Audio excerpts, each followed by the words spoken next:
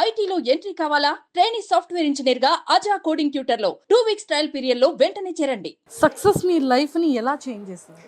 That's what it is like. It has changed me so much because అది inspire చేస్తూ ఉంటుంది. ఇంకా లైఫ్లో ఏదైనా చెయ్యాలి, ఇంకా చేయాలి, ఇంతేనా, ఇంకా ఇన్స్పైర్ చేయాలి. బికాజ్ నాకు చాలా అమ్మాయిలు మెసేజ్ చేస్తూ ఉంటారు, especially after super queens episodes చూసి, మేడం మీరు చాలా ఇన్స్పైరింగ్గా ఉంటారు, మీ స్టోరీ ఏముందో సేమ్ మా లైఫ్లో కూడా అట్లాగే జరుగుతుంది, మా ఇంట్లో కూడా స్ట్రిక్ట్గానే ఉంటారు, లేదు మేము కూడా చదువుతాం, we will first complete are studies and will achieve hour goals and all that. అప్పుడు చాలా ప్రౌడ్ ఫీల్ అవుతుంది, ఓకే ఎక్కడో ఒక చోటు నేను ఎవరినో ఇన్స్పైర్ చేస్తున్నాను అని. సో ఇంకా ఏదైనా చెయ్యాలి, ఎక్కడో ఒక్కరిని ఇన్స్పైర్ చేస్తున్నాను కదా, ఇంకా 10 మందికి ఇన్స్పైర్ చేద్దామని.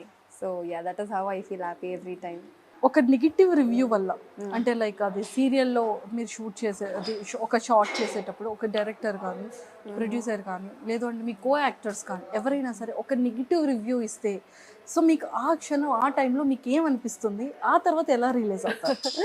యాక్చువల్లీ నేను ఫస్ట్ ఏడ్చేస్తా. బికాస్ నేను ప్రతి ఎపిసోడ్స్ కానీ యూట్యూబ్లో ఏ వీడియో వచ్చినా నా సీరియల్ గురించి నేను ఫస్ట్ ఓపెన్ చేసేదే YouTube comments or Instagram comments. I just want to know ఆడియన్స్కి ఎట్లా నచ్చుతుంది అని. అండ్ ఆబ్వియస్లీ చాలామంది పాజిటివ్గా చెప్తుంటే ఇంకొందరు నెగటివ్గా చెప్తారు ఆబ్వియస్లీ.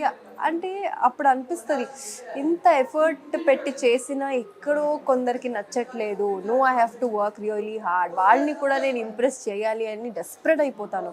సో నా ఫ్రెండ్స్ మా మమ్మీ తిడుతూనే ఉంటారు, ఎందుకు ఫస్ట్ నువ్వు మానే కమెంట్స్ చూడడం, know that is not right, అందరినీ ఇంప్రెస్ చేయడానికంటే కష్టం అని.